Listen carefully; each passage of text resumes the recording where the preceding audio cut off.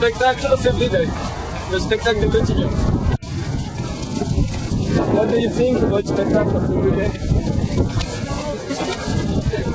Do you think something about the spectacle of everyday? You like it? All spectacle? For the critical run. But you must run. Yes, you have to run. I take your bike.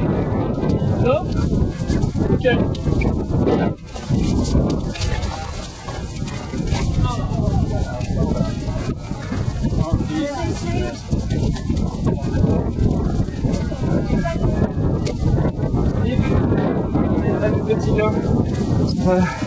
Est-ce que c'est un problème de sémantique ou est-ce que c'est vraiment le quotidien qui est un spectacle permanent en fait?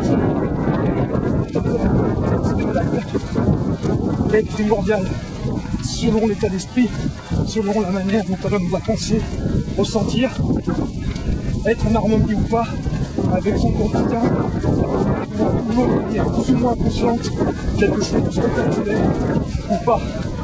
Après, on ne peut pas confondre spectacle et mise en scène. En quotidien, le rituel. Par exemple, très souvent, un spectacle, mais qui ne le rituel. Le rituel, pardon. Aller au travail, Ça parle plus fort avec, avec le son. le rituel spectaculaire quand même. Et répétitif, c'est un spectacle répétitif. Par exemple, se lever tous les jours, prendre son petit déjeuner, aller travailler, s'ennuyer, respirer, oser, ne pas oser, penser, sourire, pleurer, toute la gamme d'émotions dramatiques, le tissu du quotidien. Alors, est-ce qu'un spectacle, ce qui a créé le spectacle à l'heure actuelle, attends, le quotidien, Est-ce qu'on peut parler de cynisme pour le choix d'un titre de biennale comme ça, un spectacle du quotidien, ou est-ce que c'est simplement du pragmatisme? Moi je pense qu'il y a une forme de pragmatisme en fait, voilà. c'est-à-dire que le ton. Qu'est-ce que tu penses du sujet du spectacle du quotidien, Sophie? À l'heure de la grande médiatisation, je trouve que c'est un sujet parfaitement adapté à notre société et qui recèle une grande pertinence en fait dans son propos même. Ouais, donc on ne devrait a pas. tout le temps été, si on remonte même au XVIIIe siècle avec les premiers salons au Louvre, c'était avec les moyens de l'époque déjà un art qui participait à un mouvement de spectacle. Les biennales finalement sont un aboutissement aujourd'hui, en tout cas peut-être pas un aboutissement mais une continuité. Est-ce qu'on peut parler de spectacle pour tout en fait dans notre société? À mon sens non, mais on voit tous les jours que finalement c'est un spectacle. On peut pas en parler, mais tout est spectacle. Tout est spectacle et même les choses les plus graves deviennent des enjeux de spectacle, de présentation et de représentation. Donc je pense que c'est vraiment un reflet de notre société maintenant. Est-ce qu'on peut faire quelque chose pour réfléchir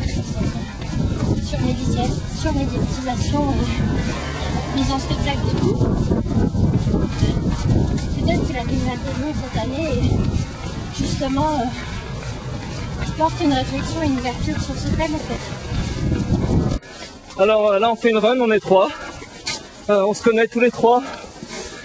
On connaît nos idées sur le sujet de la Biennale. Est-ce que le fait qu'on médiatise ensuite cette run, parce qu'en fin de compte elle va pas apporter grand chose pour nous, on en fait un spectacle parce qu'on le fait dans la rue, est-ce qu'on va apporter quelque chose aux gens en fait en le médiatisant? Est-ce qu'on fait partie nous du spectacle du quotidien? Au-delà du site, oui. Il y a une image, il y a des gens qui vont la voir, des spectateurs, c'est pas qui est dans le coin. Donc a fortiori, oui, là on fait un spectacle. Ensuite, est-ce que c'est critique? Oui, ça va peut-être obliger les gens, au lieu de gober des images en permanence en train de se poser cette question, elle a peut-être de le faire. Parce que là, on est trois couillons qui courent dans une rue. Pourtant, ça peut peut-être vous interpeller quelque part. Sans des images, vite des images, je sais pas là-dessus.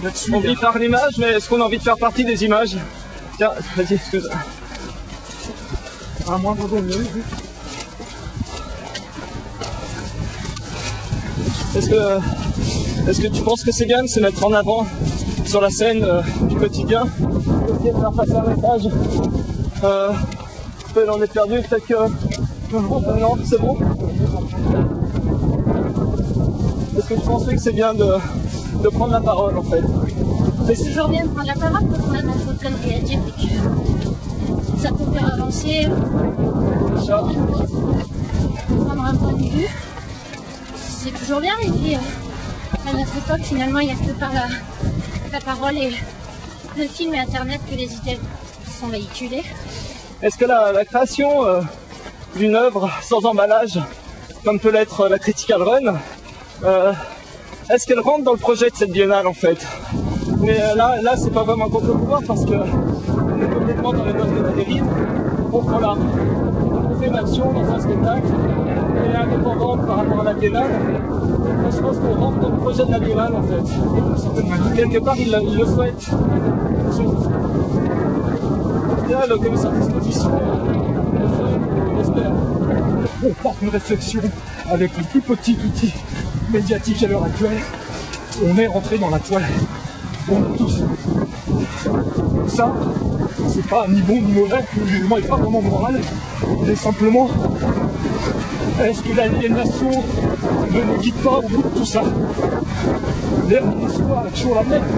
Chacun fait les choses qu'il veut bien faire, mais à l'heure actuelle, avec cette surabondance permanente, est-ce qu'on peut vraiment faire? Là où on sait que parmi les images de la musique et tout y compris, on peut facilement dire des messages subliminaux. Donc à partir de là, la question c'est, est-ce qu'il ne faut pas faire un peu de pause et voir si c'est bien le film qu'on veut voir?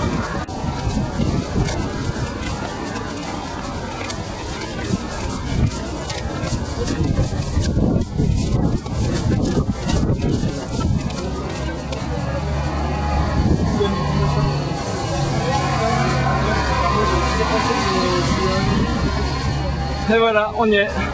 Personne.